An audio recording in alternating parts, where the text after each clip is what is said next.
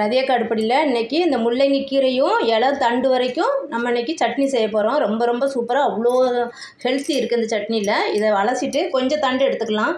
முழு கீரையே அக்காவுக்கு கிடைக்கல, அது கீரைக்காரங்க சொல்லி தந்தால் நொடிகிற அளவுக்கு அந்த தண்டும் அந்த கீரையோடு சேர்த்து எடுத்துக்கலாம். எடுத்து அலசிட்டு வந்துடலாம். அக்கா தண்டு கொஞ்சம் இலசா இருக்கிறத பார்த்து அது வரைக்கும் எடுத்துகிட்டு நல்லா கீரையோடு சேர்த்து அலசி இந்த பொடியை கொஞ்சம் கட் பண்ணி வச்சுருக்கேன். ரொம்ப பொடியை கட் பண்ண அவசியம் இல்லை, நம்ம இப்போ இதை வதக்க தான் போதும். இந்த கீரை வந்து அவ்வளோ ஹெல்த்திப்பாக நம்மளுக்கு இந்த மூலத்துக்கு, சுகருக்கு, மலச்சிக்கலுக்கும் ரொம்ப ரொம்ப நல்லது. இந்த தண்டோடு சேர்த்து செய்கிறனால இந்த கீரை முழுசாக கிடச்சாலும் வாங்கி செஞ்சுருங்க. ரொம்ப ரொம்ப ரொம்ப நல்லது. கண் பார்வை, மஞ்சள் காமலை எல்லாத்துக்கும் நல்லது தான் சொல்கிறாங்க டாக்டர்லாம். இது அக்கா அடிக்கடி செய்வேன். இந்த கீரை நம்ம சட்னி செய்ய போகிறேன் இன்றைக்கி. அக்கா எப்படி செய்கிறேன்னு பார்ப்போம் வாங்க. அக்கா அடுப்பில் காய வச்சுட்டு 1 ஸ்பூன் ஆயில் விட்டுருக்கேன். 1 ஸ்பூனு உருட்டு பருப்பு போட்டுக்கலாம். இப்போ உருட்டு பருப்பு செவந்துருச்சு, அதை தனியாக நம்ம எடுத்து வச்சுருவோம். அதே ஆயிலில் 1/2 ஸ்பூனு தனியா, அது கொஞ்சம் லைட்டாக செவந்தால் போதும். தனியாக செவந்துருச்சு. சின்ன வெங்காயம் 1 கைப்பிடி அளவு. இந்த மாதிரி மருத்துவ குணம் நிறைஞ்ச கீரைக்கு சின்ன வெங்காயம் போட்டிங்கன்னா ரொம்ப நல்லது. அப்படி இல்லைன்னா பெரிய வெங்காயம் போட்டுக்கணும். இது கொஞ்சம் நல்லா வெங்காயம் நல்லா வதங்கணும் செவக்க. கூடவே காரத்துக்கு 3 காஞ்ச மிளகாய், ஒரு 2 பல் பூண்டு இதையும் சேர்த்து நல்லா வதக்கிக்கலாம். நல்லா வதங்கிருச்சு. நம்ம அந்த கீரையை போட்டு ஒரு பரட்டிக்கலாம். செலுத்தி சட்னி செய்யும்போது நம்ம ஆயில் ரொம்ப கம்மியாக ஊற்றிக்கோங்க. பாருங்கள் அக்கா ஆயில் எவ்வளோ கம்மியாக இருக்குது பாருங்கள். ஆயிலே இல்லை பாருங்கள். இந்த மாதிரி ஆயில் கம்மியாக ஊற்றிட்டு சிம்மில் வச்சு வதக்கினீங்கன்னா கீரையும் கொஞ்சம் அப்படியே கரிஞ்செலாம் போயிடக்கூடாது, அடியெலாம் பிடிக்கிற மாதிரிலாம் இருக்கக்கூடாது. இந்த மாதிரி செலுத்தி சட்னி நம்ம எப்படி நேக்காக செஞ்சு கொடுக்கணும், அப்படி தான் சத்து அப்படியே நம்மளுக்கு கிடைக்கும். அந்த கீரையில் உள்ள சத்து என்னென்ன சத்து இருக்கோ அது அப்படியே கிடைக்கும். இந்த முள்ளங்கீரை சட்னி செஞ்சு பாருங்கள். வாரத்தில் ஒரு 2 டேஸாவது செஞ்சு கொடுங்க, அவ்வளோ நல்லது.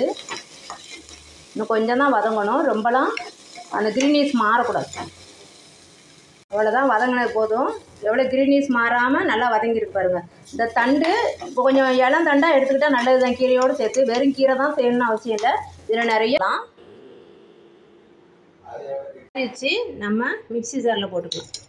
இது நம்ம தோசை ஊற்றுறதுக்குள்ள இந்த சட்னி செஞ்சிடலாம். கீரை தண்டு கீரை சட்னி செய்கிறதுலாம் ரொம்ப ரொம்ப ஈஸி, சீக்கிரமாக வதங்கிடும். நீங்கள் சின்ன வெங்காயம் போடல, உங்களுக்கு ரொம்ப வேலையாக இருக்குது அப்படின்னு சொன்னால் நீங்கள் பெரிய வெங்காயம் போட்டுக்கலாம். எனக்கு என்னென்னா ஹெல்த்தி சட்னி நம்ம செய்யும்போதெல்லாம் சின்ன வெங்காயம் போட்டால் ரொம்ப ரொம்ப ஹெல்த்தி. அதனால தான் அக்கா போடுறது. இது அப்படியே எல்லாத்தையும் எடுத்து வலித்து போட்டுக்கலாம்.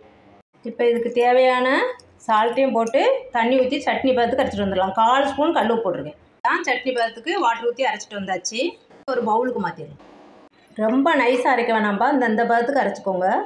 நைஸாக அரைச்சா அப்படியே டேஸ்ட் இருக்காது. நம்ம இந்த கொத்தமல்லிலாம் போட்டதுனால நல்லா வாசனையாக டேஸ்டியாக இருக்கும். கொத்தமல்லி பூண்டெல்லாம் போட்டிருக்கோம். கொத்தமல்லி அதை விட உடம்புக்கு ரொம்ப நல்லது. இது அப்படியே ஒரு பவுலில் ஒரு கிண்ணத்தில் வலிச்சு வச்சுருக்கோம். இந்த சட்னி தாளிக்கணும் தேவையே கிடையாதுப்பா. தாளிக்கணும்னா தாளிச்சிக்கோங்க, அது சும்மா டேஸ்ட்டுக்கு தான். நம்ம நல்லா மருத்துவ குணமாக சாப்பிடணும் அப்படின்னு சொன்னால் இந்த சட்னி தாளிக்க வேண்டிய இதே கிடையாது. அப்படியே எடுத்து தோசை, இட்லி, நம்ம ரைஸில் போட்டு பிசைஞ்சு சாப்பிட்டிங்கன்னு வச்சுக்கோங்க. ரொம்ப ரொம்ப ரொம்ப ரொம்ப நல்லது. இதை செஞ்சு பாருங்கள். பார்த்துட்டு அக்கா கமெண்டில் எப்படி இருந்துச்சுன்னு சொல்லுங்கள். செஞ்சு பார்த்துட்டு உடனே எப்படி இருந்துச்சுன்னு சொல்கிறதுக்கு இந்த மருத்துவ உள்ள சட்னிலாம் அதெல்லாம் சரிப்படாது. நம்ம ஒரு வாரத்தில் 2 டேஸ் ஆச்சும் தொடர்ந்து சாப்பிட்டுட்டு வரணும். ரொம்ப ரொம்ப ஹெல்த்தி. இதுக்கு நிறைய சத்துக்கள் டாக்டர் சொல்கிறாங்க. நம்மளுக்கு சிறுநீரக கல்லுக்கு நல்லதான், மலச்சிக்கலுக்கு நல்லதான், கண் பார்வைக்கு நல்லது, அப்புறமா இன்னும் நிறைய சத்து சொல்லியிருக்காங்கப்பா. அதனால் ரொம்ப ரொம்ப நல்லது. விட்டமின்லாம் என்னென்னவோ விட்டமின் இருக்குன்னு சொல்லியிருக்காங்க. செஞ்சு பாருங்கள். இந்த சட்னி நம்மளுக்கு 2 மினிட்டில் செஞ்சிடலாம். அக்கா நிறைய எக்ஸ்ப்ளனேஷன் கொடுத்ததுனால இவ்வளோ டைம் ஆயிருக்கு.